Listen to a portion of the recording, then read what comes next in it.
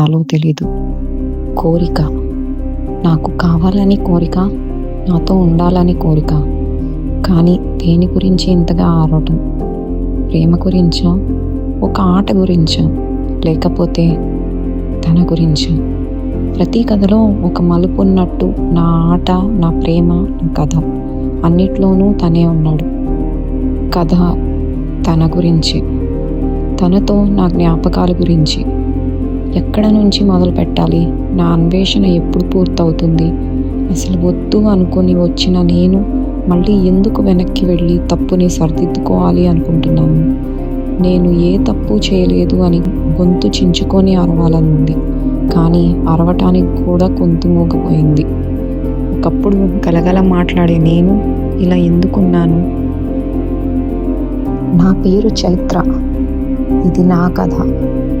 కానీ కథ చివరకు వచ్చేసరికి అసలు కథలో నేనుంటానా? హాయ్ రా, ఎక్కడున్నావు? వస్తున్నాను, ఆగు చైత్ర. రే, ఫైనల్ ఇయర్కి వచ్చాంరా, ఇప్పటికైనా ఏమన్నా థ్రిల్లింగ్గా చేద్దాం. ఎప్పుడు నువ్వు చిన్నపిల్లవి, నీకు తెలీదు అంటావు. ఏమైంది నీకు? మళ్ళీ మొదలు పెట్టావా? ప్లీజ్ కిరణ్, అర్థం చేసుకో. ఇంక నా దగ్గర ఉన్నది ఈ 1 ఇయరే. తర్వాత అందరం ఎటు వాళ్ళు అటు వెళ్ళిపోతాం. కిరణ్ బుక్స్ చూడటం ఆపి చైత్రని చూస్తూ ఉండిపోతాడు. రే కిరణ్, క్లాస్ టైం అవుతుంది. మీ ఇద్దరు ఇంకా ఇక్కడే కూర్చుంటారా? రారా. వెళ్దాంలే. నీకు తెలుసు కదా ఫస్ట్ పీరియడ్ ఎవరితో? పరమేష్ సార్ క్లాస్కి లేటుగా వెళ్ళామో అంతే సంగతులు. బయట నుంచో పెట్టడమే కాక అటెండెన్స్ కూడా కట్ చేస్తారు. మన కమల మేడం ఉంది కదా మేనేజ్ చేయడానికి. తర్వాత మాట్లాడుకుందాం, పదా చైత్ర క్లాస్కి.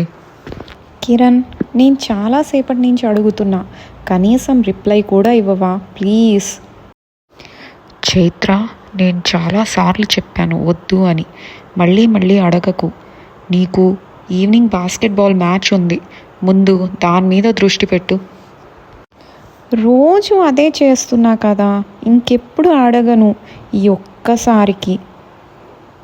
ఏంట్రా కిరణ్, దేని గురించి మాట్లాడుతుంది చైత్ర? కిరణ్ రూమ్లో నుంచి బయటికి వెళ్తూ దిలీప్ భుజం మీద చేయి వేసి తనతో పాటు తీసుకెళ్ళిపోతాడు. చైత్ర అలానే చూస్తూ ఉండిపోతుంది. ఇంకా చేసేదేమీ లేక క్లాస్కి వెళ్ళిపోతుంది. ఏంట్రా కిరణ్, తను అంతగా అడుగుతుంటే సమాధానం కూడా ఇవ్వకుండా వచ్చేసావు. ఏమివ్వాలరా? తనకి మనతో మూవీకి రావాలని ఉంది, అది ఫ్యాన్స్ షోకి. నీకు తెలుసు కదా ఆ టైంలో ఎలాంటి వాళ్ళు వస్తారో అని. ఎవరికన్నా తెలిస్తే ఏమవుతుంది? తనకి నెక్స్ట్ మంత్ మ్యాచ్ సెలెక్షన్ ఉంది. ఇవన్నీ తన కెరియర్ని ఎఫెక్ట్ చేయకూడదు. నీ మనసులో ఉన్న మాట తనతో చెప్పవా? ఎప్పుడూ తన గురించే ఆలోచించే నువ్వు ఆ ఒక్క మాట చెప్పడానికి ఇంకా ఎన్ని ఇయర్స్ వెయిట్ చేస్తావురా? తను ఒప్పుకోకపోతే? అసలు చెప్పకుండా ఒప్పుకోదు అని ఎలా అంటావురా?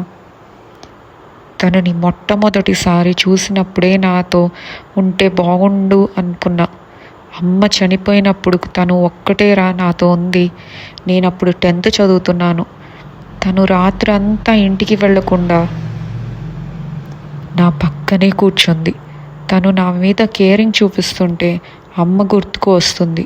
అలాంటిది చెప్పాక నన్ను ఎలా చూస్తుందో అర్థం కావట్లా. తను ఏ అబ్బాయితో మాట్లాడినా నా వల్ల కావట్లేదురా. అలా అని ఇదంతా చెప్పి తనని దూరం చేసుకోలేను. అప్పుడే కిరణ్ ఫోన్ రింగ్ అవుతుంది.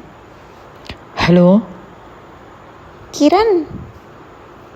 చెప్పండి ఆంటీ, ఏంటి మీ అమ్మాయి మళ్ళీ ఫోన్ లిఫ్ట్ చేయట్లేదా? అవును కిరణ్, కొంచెం తనకి చెప్పు. ఇంత మొండిగా ఉంటే ఎలా? ఇంకో 2-3 ఇయర్స్ పెళ్ళి కావాల్సిన పిల్ల. పెళ్ళి మాట వినంగానే కిరణ్ కళ్ళల్లో నీళ్లు తిరిగాయి. ఆంటీ, నేను మాట్లాడతా, ఆగండి, అంకుల్ కూడా కాల్ చేస్తున్నారు, కాన్ఫరెన్స్ పెడతా. కిరణ్, చైత్ర ఎక్కడా? అంకుల్, ఆంటీ కూడా కాన్ఫరెన్స్లో ఉంది. మీ ఇద్దరు ఎందుకు కాల్ చేశారో నాకు అర్థమైంది.